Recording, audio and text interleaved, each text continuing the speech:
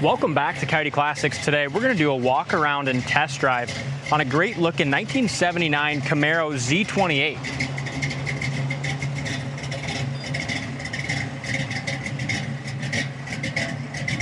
Really sharp car, a nice cammed up 350 underneath the hood.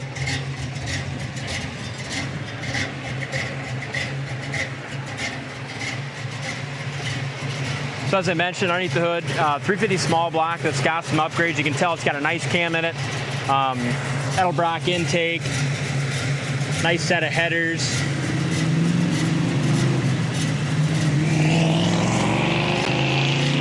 And just sounds really healthy. That 350, when it was rebuilt, looked like it was planed and decked, so I couldn't pull the VIN number off of that motor to tell whether it's original to the car or not. But the transmission is VIN numbers matching to this car. Factory 4-speed numbers matching transmission. Original Z28, according to the trim tag, has a Z28 stamped right on there. Power steering, power brakes, Edelbrock air cleaner, valve covers, kind of staying on brand there. Does have an electric fan, nice big aluminum radiator. So some nice performance upgrades in a factory 4-speed 79Z. Love the red color. We have this one we're going to be checking out today. Also on our site, I have an 81 black with the red interior. That's a 4-speed car as well.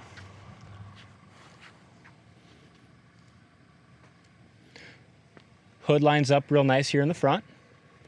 Typical of these late second-gen Camaros, this plastic front nose, sometimes you'll get some little cracks.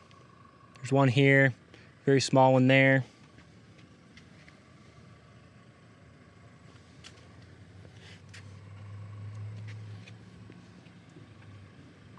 Headlights look good. Grill's in nice shape. Here's your front spoiler. That looks good as well. I would classify this car as just a really nice local car show quality car that's been built up as far as the performance for fun to drive, squeal the tires a little bit, have the T-tops off. Good looking set of the Z28 Rally wheels. They look newer, in good condition. BFG RWL tires. Front tires here look like they have great tread on them.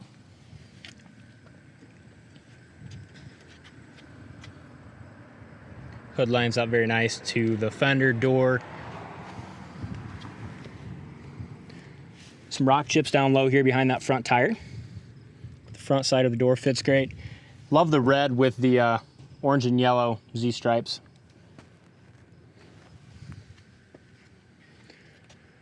Small scratch here. Chip's been touched up. A couple more there. Corner of the door fits excellent. Door panel looks great. Inside corner of the door is awesome here on the passenger side. Door jamb paint's got a great shine. Looks like when they did the paint, they did a quality job. Looks like they had the doors off, painted the jambs just as nice as they did the outside of the car, as far as the clear and the shine on those.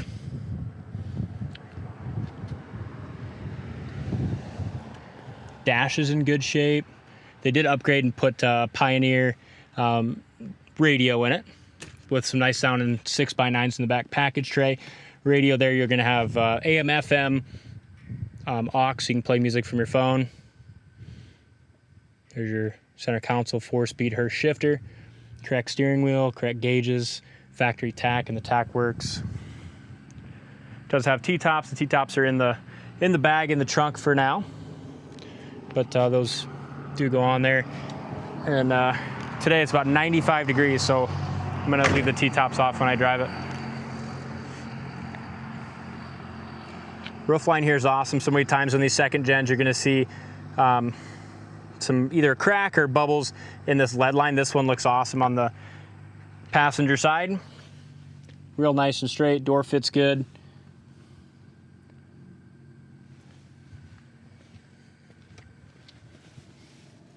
Quarter looks awesome even in this dog leg area, an area typically you'll see bubbles This one here looks awesome, besides you got a little stone chip there. Back tires look like they got great tread as well. Tail lights look great.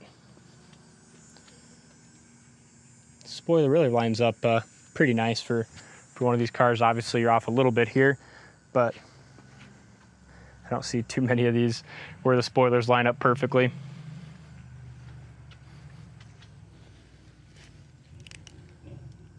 On this back plastic bumper, I just noticed, I didn't see it before, but you look close, it does have those little crack here as well in the paint just on this plastic bumper. And you got to look real close to see them, and you're going to be hard pressed to find one of these second gens that doesn't have any imperfections in the plastic front and rear bumpers. This one is definitely not close to the worst I've seen. It's actually really pretty nice for one of these generation Camaros.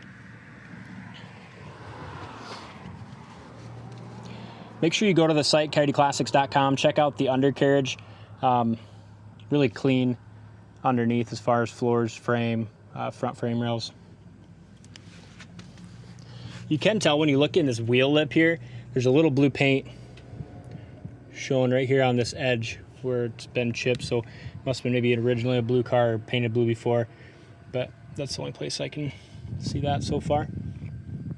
Corner of the door's got a couple chips on the edge there. That paint's got a great shine, a lot of clear. It's been buffed. Corner of the door looks good. Factory stickers. Door rubbers are in good shape. Door panels look great as well.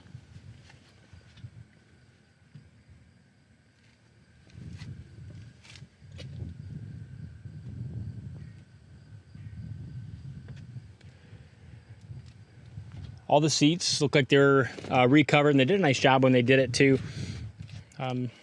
Foam looks good, and the covers look great too. Not much for wear on those. Steering wheel's in good shape. You can tell on the original dash, you can tell a little wear here on the Argent.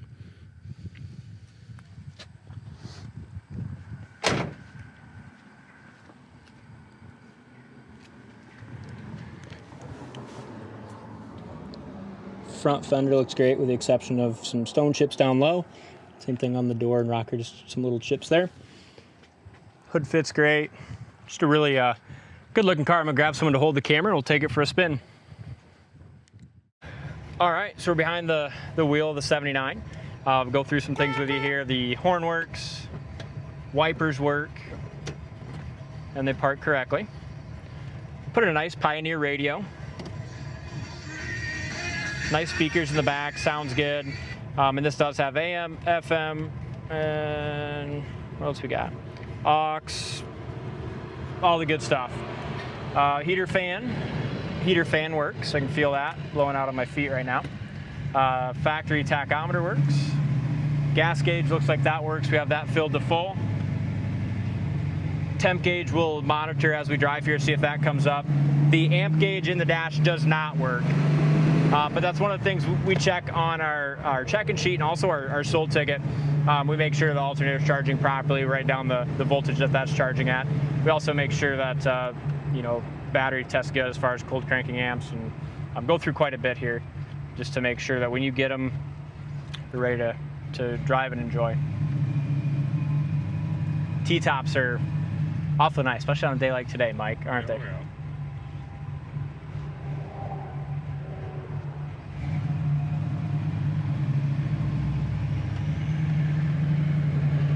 And on this one, I really like how they built that engine. It's got a really nice Lopi cam. We're idling here at about 800 RPM, and just sounds awesome with that cam and performance equipment they put on there. We'll slow down here so I don't catch that semi too fast.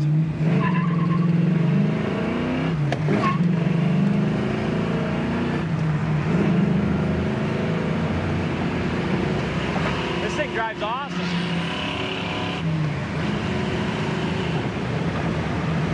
This is my first time driving this car. Came right in, Riley checked it in. But I'm really impressed with the handling, the shift in performance. It's just sweet. Slow down here, we'll downshift back up to, or down to third, and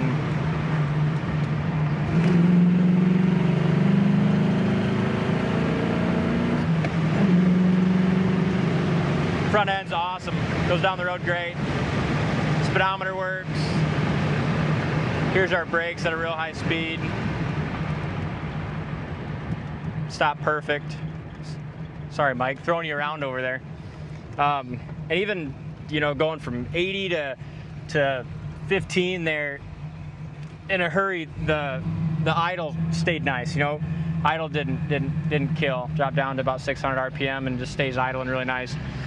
Temp gauge, looks like the temp gauge is working. That's starting to climb, come up to just over, just about to 1 temp.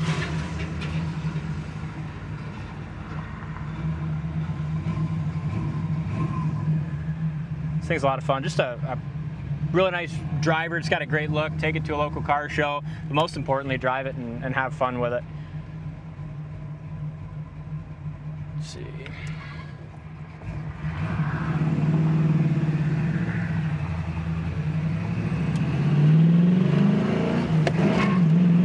Second gear scratch. I'm super impressed with the way this handles. It's got good gears in it too. So we're doing about 70 miles an hour, maybe a little more, and just handles awesome. So you still have that low end performance with this 4-speed, but yet, you know, you're doing about, I guess you're doing 3,500 RPM here at probably 70 miles an hour, but still handles great. It doesn't feel like you're over revving it, but really an awesome car. This one should sell pretty quick. Check it out on the site, coyoteclassics.com. Thanks for watching, and we'll see you on the next test drive.